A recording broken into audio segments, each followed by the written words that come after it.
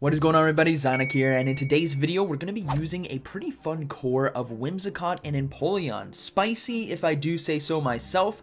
Whimsicott used to be extremely spicy, but with the update getting access to Fairy Wind and then Poliwrath being very common, Whimsicott I think has risen in terms of usage, Trevenant as well, and then Empoleon back there is just the spice that is nice for this team, and obviously a Dugong safe swap is going to pair well with that, as this is an ABB team formation. All positive sets with this team as well, so I hope you guys enjoy, and let's go and get right into it. Alright, getting into the first battle, we have Skeledirge on the lead. This is a fan favorite, a very strong Pokemon in this meta, so we're going to go ahead and go into the Dugong right away, and we do draw out a Shadow Quagsire, which is perfect. This is exactly what we're looking for when you utilize a Dugong safe swap. If you do lose lead, is you're looking to draw out stuff like Poliwrath, Lantern, Quagsire, stuff like that that can do well against Empoleon, and hope they didn't go double deep on the back, so a Quagsire and a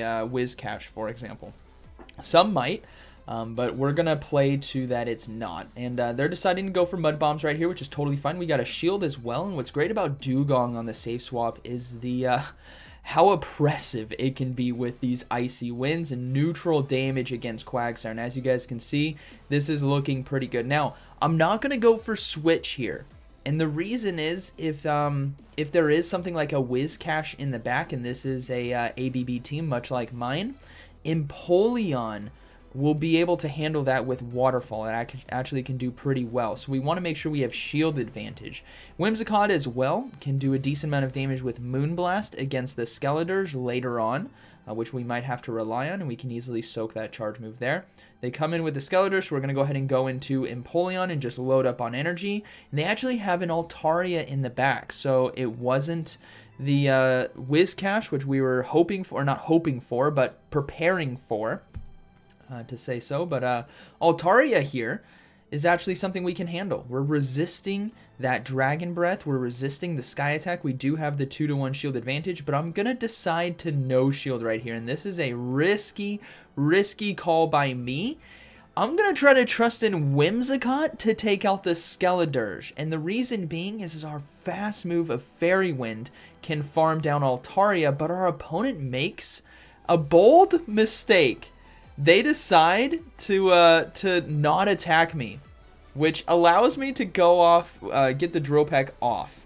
And I think they were wanting to get extra energy here on Skeledirge in order to win, but my switch clock was up anyways. So we obviously have to go deep into shields here and just stop all the disarming voices. Moonblast should be enough to KO from this range. So we're just going to go ahead and go for the back-to-back and hope that this can actually KO. As we do get a shield, and then now we're gonna have to see. We barely survived right there. We are able to get to the Moonblast in time, and that is gonna be a good game, as this should do enough resisted damage. Boom, down it goes. Alright, moving into the next battle, we have Whimsicott versus Shadow Victory Bell on the lead. Now, Shadow Victory Bell pairs with Bastiodon like peanut butter and jelly, so I want to try to draw it out. And the reason being is Empoleon can then come in and just load up on energy. Also, if they had something like a Poliwrath or a Metacham, which is pretty common pairings with the Victory Bell Bastiodon, then we probably get that out onto the field, right? So if a Metacham came in, we just soften it up with Icy Winds, farm down with Whimsicott, right? But now we have an opportunity here with Empoleon to load up on energy and have Drill Pecks ready to go for the Shadow Victory Bell, as Waterfall should be able to farm down. I'm not going to look to KO the Bastiodon with a charge move. It is far more important to farm down with Waterfall. I'm also going to be shielding the Flamethrower here, as any neutral damage is going to add up when you account for the Razor Leafs that are going to be coming through as well. So we're going to go ahead and go for double Drill Peck. Now, it's interesting that they came in with Victory Bell. And my hope is that maybe I did have a decent team read, and then maybe it is a fighter in the back. So what we're going to look to do is go for the Drill Peck and then swap back into Whimsicott here as we resist Razor Leaf and see what they decide to do. And they're deciding to stay in. We do CMP tie. I'm hoping this is just Leaf Blade or Acid Spray, which we should be able to survive. It is the Acid Spray, so that's perfectly fine. Moonblast now. Again, just because it's resisted doesn't mean it doesn't hurt. Here we go. Boom! Down goes the Victory Bell. And it's actually a Carbink in the back. So this is huge for us, as Empoleon now is doing super effective damage to it with that Waterfall. Hydro Cannon, as well as a beautiful Community Day charge move to handle common meta Pokemon like we're seeing right here. But this game is not over yet because the Carbink is so bulky it's able to survive. So now it's going to be a race to see if they get to 2 Rock Slides in time, as we go ahead and give up our final shield, and we do get the final Waterfall, and that is going to be a good game, very well played. Alright, moving into the next one, we have Whimsicott on the lead versus Defense Form Deoxys. So this is kind of a tough one. Defense Form Deoxys does pretty well against our backline with the counter and either Rock Slide or Thunderbolt. But Moonblast right here, it hits really hard. I think a lot of people maybe underestimate the damage that a Whimsicott can do. Now, I try to swap into Dugong to catch the Psycho Boost because they built up to 10 counters, but now I see a Shadow Poliwrath come in.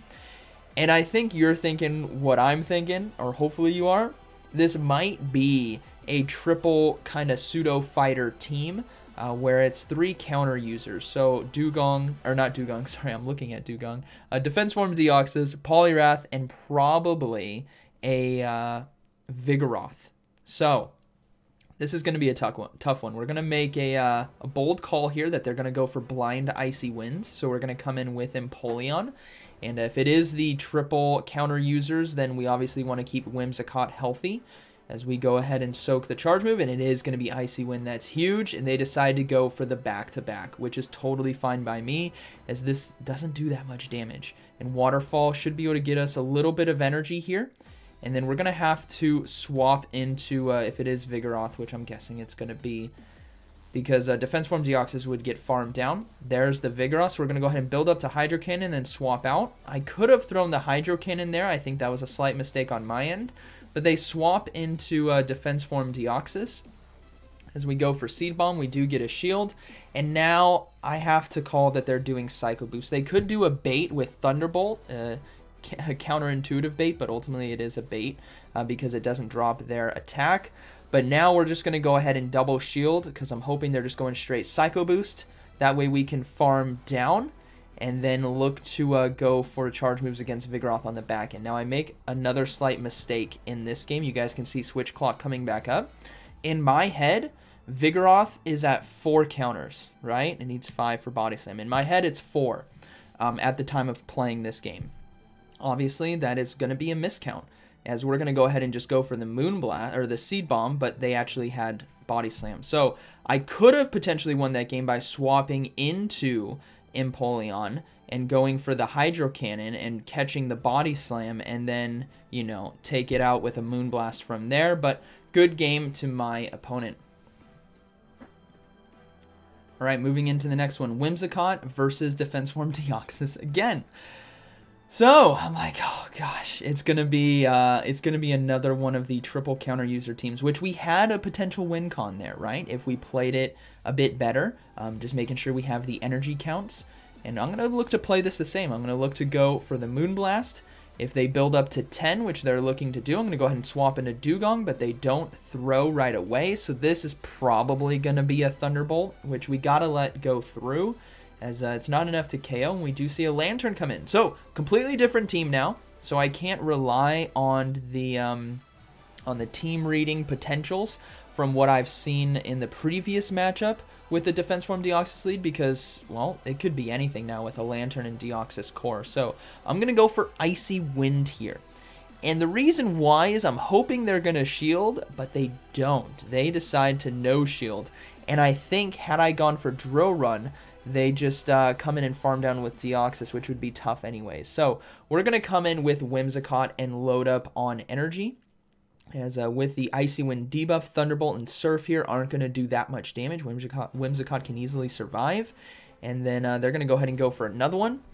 And I'm going to have to see if they decide to stay in. I have to throw a Seed Bomb at some point here. But if they decide to swap out, which they do, I need to go for my Seed Bomb right away to try to get a shield here from Defense Form Deoxys. But they decide to let it go. Boom. Down it goes. In comes an Altaria. So I'm going to go ahead and build up to Moonblast and then go for Seed Bomb as a shield baiting opportunity. And then we need to go into the Empoleon right away. Again, we resist Dragon Breath, we resist Sky Attack, and that is going to be a good game as they decide to surrender.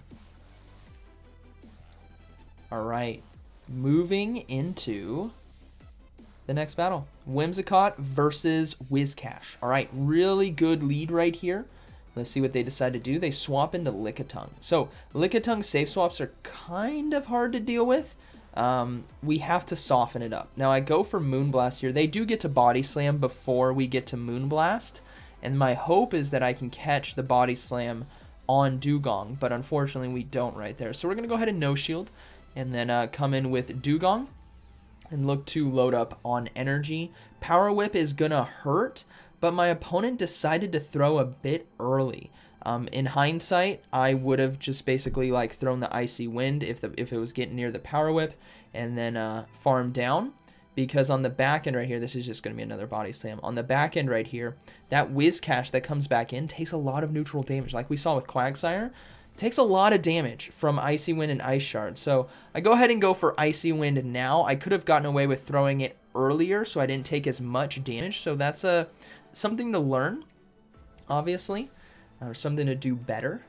And as we see the Whiscash come in, so now we're just going to go ahead and go for those Icy Winds, apply those debuffs, and pray that Whiscash doesn't have a Blizzard on the back end here.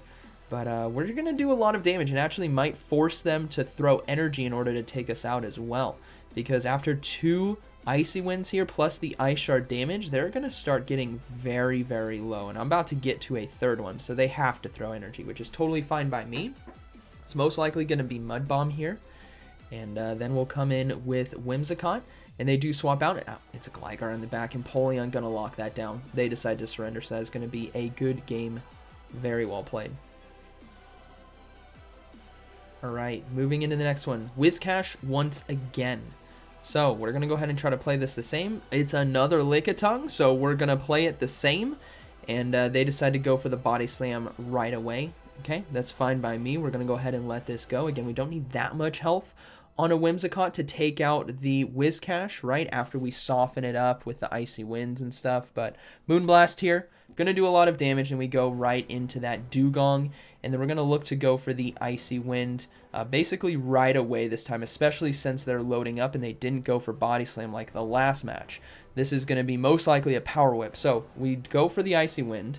And now we can easily let this Power Whip go through and farm down.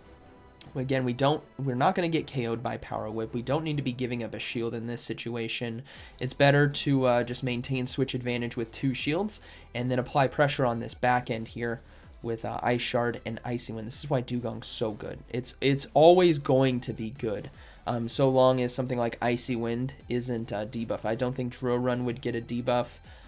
So as Icy Wind, Icy Wind might, I don't know. It's not overpowered. It's just good. It's a good move as we can survive the Mud Bomb there. Go for another Icy Wind. And this is why, man, when you're on the receiving end of these Icy Winds, it's always like super tough to deal with. But this time there is a Trevenant in the back. This is not good. We don't have a solid answer. Our best answer to a Trevenant is gonna be a Dugong, and that's basically already KO'd. So Empoleon here gonna be struggling a little bit as Waterfall doesn't do that much damage. They can obviously go for Shadow Ball or Seed Bomb. Ultimately, it doesn't matter. They're gonna outpace me, as Shadow Balls would obviously KO. Seed Bombs from this range would probably KO as well. I have to give up 2 shields and hope that I can somehow get to a charge move on Whimsicott to take it out, and then maybe survive the charge moves or catch a charge move on Dugong from the Whiscash. Like, I got to make a play here.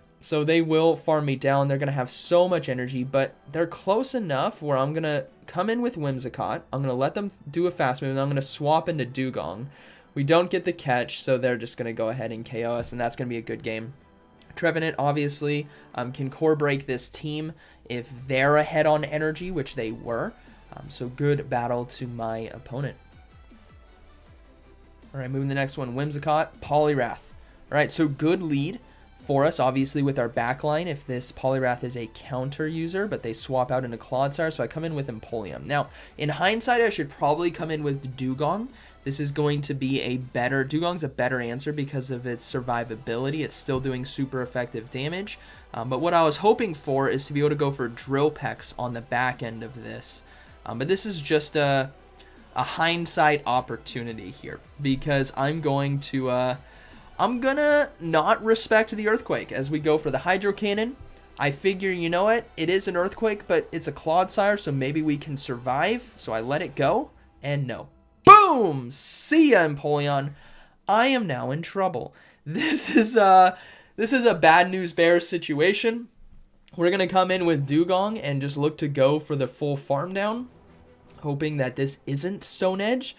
But it is a Stone Edge, so this Clodsire is putting in work against me, and we will see that Poliwrath come in. So I'm going to go ahead and counter swap right away into Whimsicott, and they have a Trevenant in the back. Now, Trevenant, like I said before, is tough to deal with if it is ahead on energy. When we're ahead on energy, things get very spicy and very good very quickly, as we can safely shield the potential Shadow Ball here and then go for the Moonblast. We got the attack drop as well, which is huge for the Shadow Claw damage.